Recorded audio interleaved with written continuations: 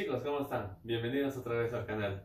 Hoy día para trabajar un nuevo tema, pero esta vez vamos a trabajar un tema de historia del Perú, pero que vaya contemporáneo a el tema que vaya contemporáneo a los temas que hemos estado trabajando de historia universal, o sea, la Revolución Francesa y también las guerras napoleónicas. Mientras esas cosas sucedían y sacudían de esa manera los eventos en Europa, en el Perú no se dejó, no pasó desapercibido. Esa situación, la revolución y otras razones más desencadenarían sobre todo en el continente sudamericano o latinoamericano, una serie de sucesos, muchachos, como rebeliones. Las rebeliones tanto de indígenas como de criollos, ¿sí? Entonces, hoy día en Yo Te Cuento la Historia, vamos a trabajar un tema muy interesante. Yo te voy a contar las conspiraciones y las rebeliones criollas.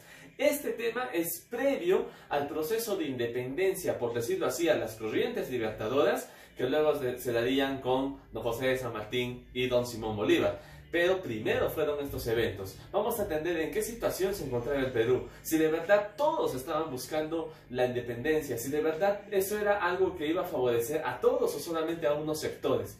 Antes de comenzar, muchachos, es bueno entender que no solamente se rebelaron los criollos, ya anteriormente había habido, pero esto no lo estoy tocando mucho, no lo estoy desarrollando mucho, por lo mismo que yo estoy iniciando más que nada con temas del siglo XIX en adelante.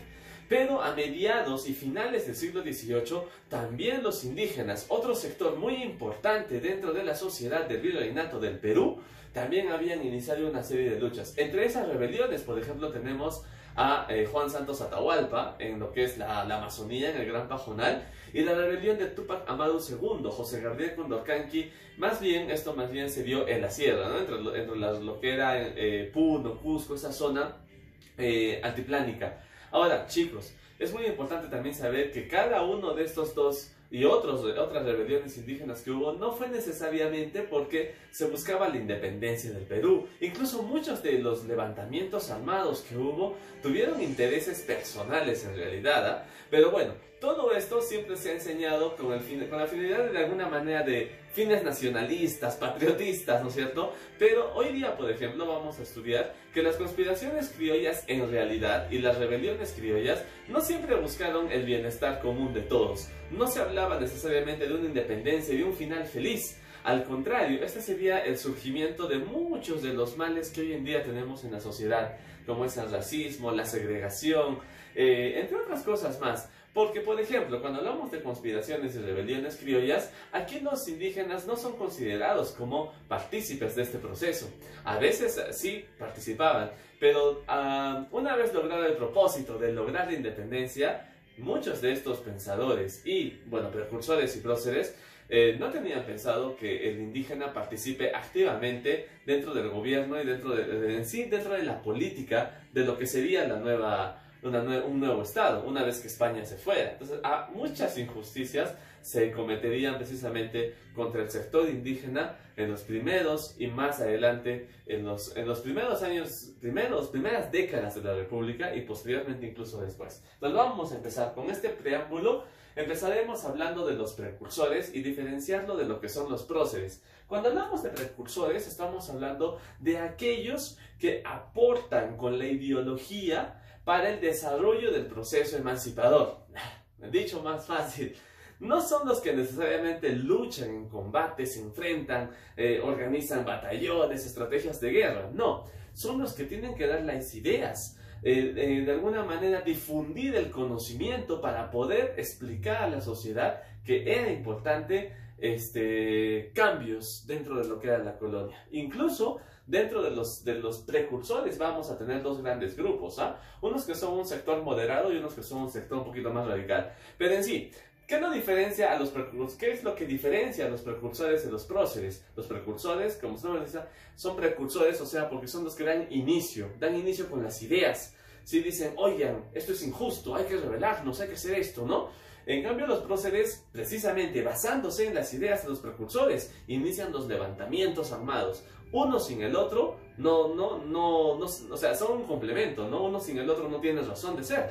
Entonces, vamos a empezar con los precursores, ¿sí? Los reformadores o moderados. Los vamos a diferenciar precisamente de quiénes, de los que son los separatistas, ¿sí? Entonces hay dos sectores, los reformadores y los separatistas. Vamos a empezar entonces con lo que son los reformadores. Como dice acá, también son de tendencia moderada, porque no necesariamente ellos buscan deshacerse y separarse de España, sino que solamente buscan que haya reformas, como lo dice su nombre, ¿sí? Quieren que España cambie ciertas cosas de su gobierno, bueno, en sí la colonia, en sí el virreinato, que satisfaga a todos por igual, ¿sí? Que haya más derechos, que haya más libertades, pero no necesariamente dicen independencia, ¿no? Eso ya lo dirían ¿quiénes? Los separatistas. Ok, entonces dentro de estos reformadores vamos a tener tres grandes representantes: Joseba Quijano y Carrillo, Toribio Rodríguez de Mendoza e Hipólito Unanue, que precisamente es el que estamos viendo ahí en pantalla. A ver, vamos a hablar de cada uno algo, un aporte sí, esencial, ¿ok? Por ejemplo, cuando hablamos de Joseba Quijano y Carrillo, estamos hablando de que es uno de los fundadores, bueno, en realidad los tres, ¿ya? Fundadores y partícipes de algo llamado la Sociedad Amantes del País, ¿ok? Esta sociedad buscaba, entre muchas cosas, el aporte de ideas, el aporte de planes estratégicos, pero más que nada es una sociedad de ideología, de ideólogos. Ya recuerda que en el siglo XVIII se estaba dando en Europa lo que es las ideas de la Ilustración, ¿no? Que Rousseau, Voltaire, Montesquieu, todos ellos y todo ese movimiento de ideas nuevas, ¿sí? No solamente se quedaron en Francia o en Europa, sino que se expandieron a diferentes lugares y aquí llegaron también. Entonces, en la sociedad secreta, los amantes, no sé, en un principio tal vez, ¿no? Pero más adelante incluso el mismo virrey autorizó esta sociedad, ¿ya? En esta sociedad se lleva a cabo esta difusión de ideas, ese es su gran objetivo, ¿sí? Y todas esas ideas, no solamente políticas, ¿no? Incluso también científicas, porque habían aportes de todo tipo, se fueron plasmando y redactando en el Mercurio Peruano, que era un periódico, un diario, no, diario no, porque no salía diario, periódico, salía 2 veces a la semana, en el cual se fomentaban las ideas de cambios en la sociedad, ¿sí? Se difundían también, no solamente, como digo, ideas políticas, sino también conocimiento acerca de la medicina, de la ciencia, así que era un documento científico, por decirlo así, ¿ya? Ahora, chicos, estos tres representantes de lo que es la tendencia reformista moderada, como lo había explicado, no necesariamente buscan una separación definitiva de España, ¿sí? Sino que España tendría que hacer reformas que beneficien a toda la sociedad. Bueno, a la sociedad criolla, más que nada. Entonces, acá ya los hemos mencionado. Hay uno muy importante, muchachos, uno muy importante, que es Hipólito Unanue. Enseñaba, él era médico y enseñaba precisamente en lo que se llama la Escuela de Medicina de San Fernando. Entonces, ahí, muchachos, también aprovechaba para poder hacer la difusión de las ideas liberales, de que logren la libertad. Y debido a eso también, a este grupo, a este sector, los empezaron a llamar los fernandinos, ¿no? Una conspiración. Entonces, entendamos qué cosa es conspiración y por qué este capítulo se llama así.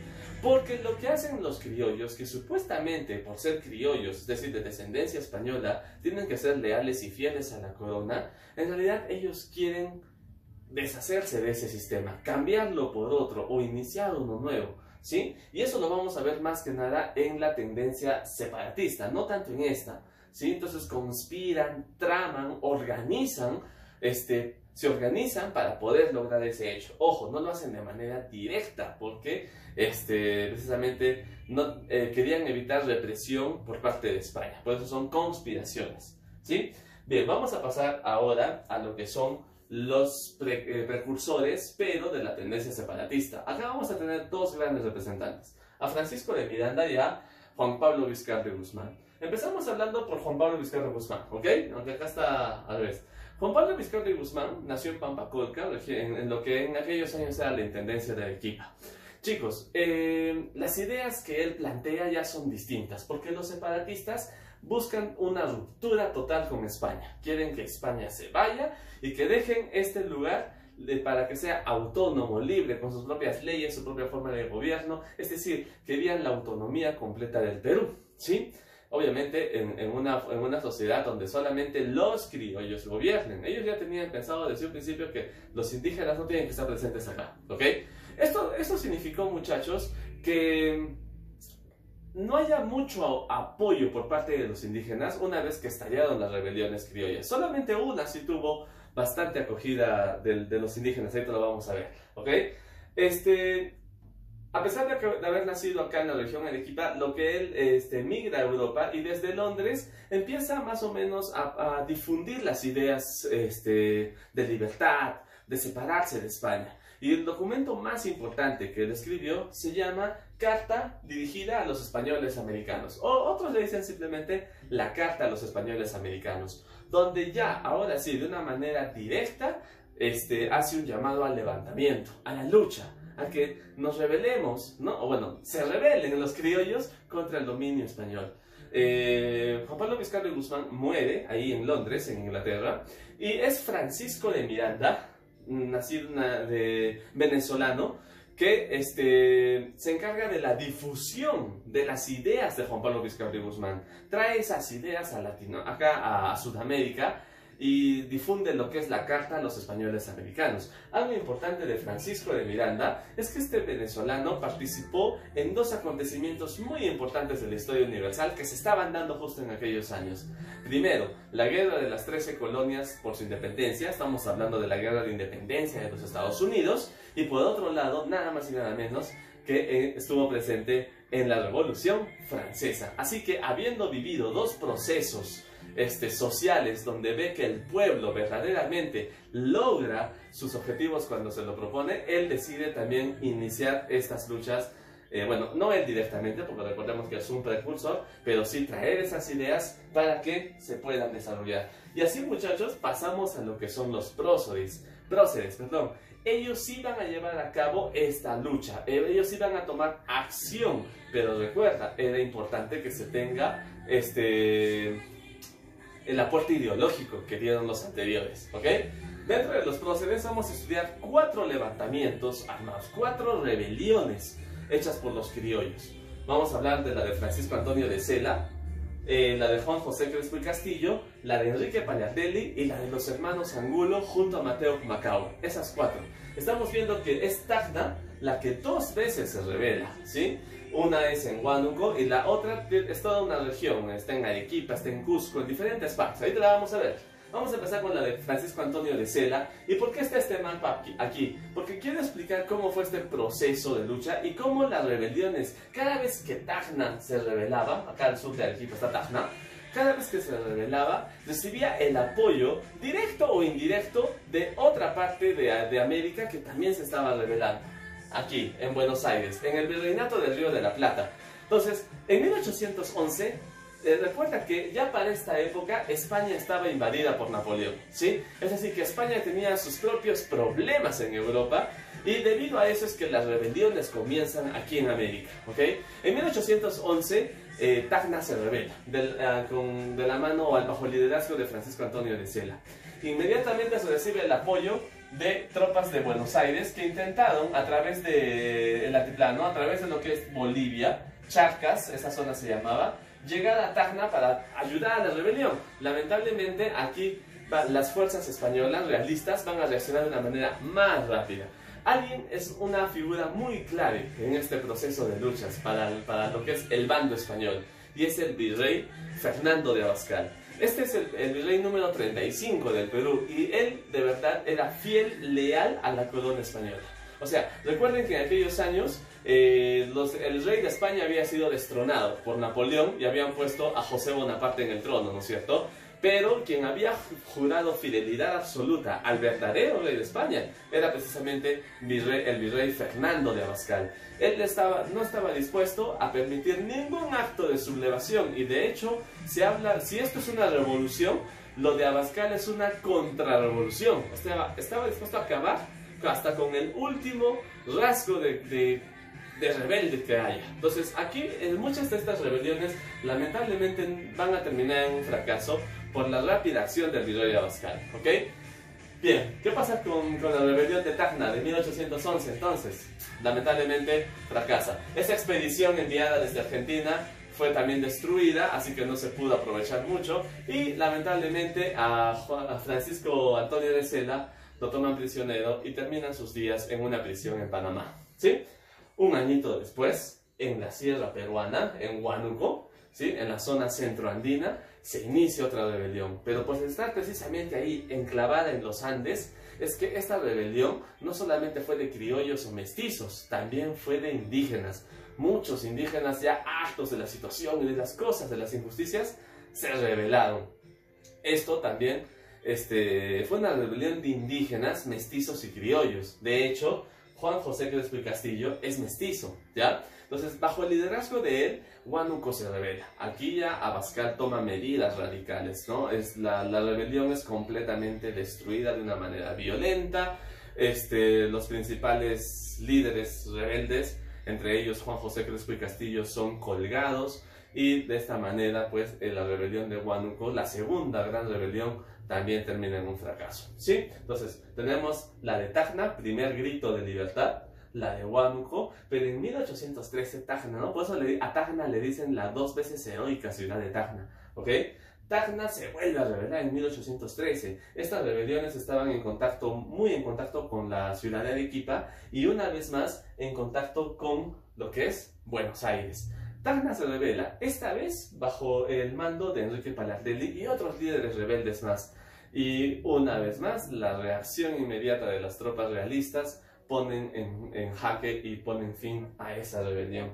Estos grandes rebeldes, estos próceres de la independencia, estamos viendo acá a Sela, a Crespo y Castillo y a Palardelli, ¿no? Pero ahora nos toca hablar, ya para finalizar, de una de las rebeliones más importantes de este periodo. Creo que es la que duró más tiempo, porque duró 6 meses la rebelión, la que impactó más en la sociedad y donde hay personajes históricamente muy conocidos y que tal vez hayas escuchado. Vamos a hablar de la rebelión de los hermanos Angulo y del cacique Mateo Pumacahua. Cuando hablamos de Pumacahua, es importante saber que en un principio él era fiel a la corona española y que de hecho enfrentó al mismísimo Túpac Amaru, quien se había rebelado contra la corona. En cambio, Pumacahua estaba a favor de ella, bueno, era leal a ella.